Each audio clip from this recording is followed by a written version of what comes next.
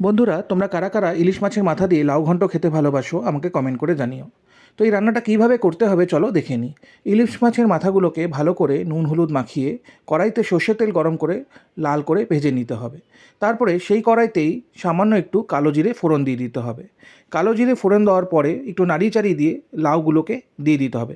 লাউগুলোকে যত ঝিরি করে কাটা যাবে তত ভালো করে লাউগুলো মজবে। লাউ দেওয়ার পরে তারপরে কাঁচা লঙ্কা চেরা দিয়ে দিতে হবে।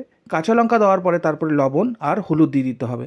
তারপরে ভালো করে উল্টে পাল্টে দিয়ে এটাকে পুরো যাতে নুন আর হলুদটা ভালো করে সব জায়গায় মিশে যায়, দেওয়ার পরে এখানে ঢাকনা চাপা দিয়ে দিতে হবে।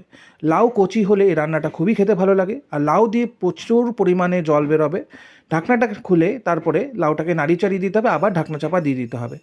দেখুন এখনও কত জল রয়েছে, অনেকটা জল শুকিয়ে গেছে, তাও জল রয়েছে। এই সময় এখানে মাছের মাথাগুলোকে একটু ভেঙে দিয়ে দিতে হবে, আর একটু চিনি দিয়ে দিতে হবে। চিনি দিলে এই খাবারটা খুবই টেস্ট লাগে খেতে। ব্যাস, জলটা যত শুকিয়ে যাবে আর রান্নাটা আমাদের ততই টেস্ট হবে। এই দিয়ে ভাত দিয়ে খেতে দারুণ লাগে।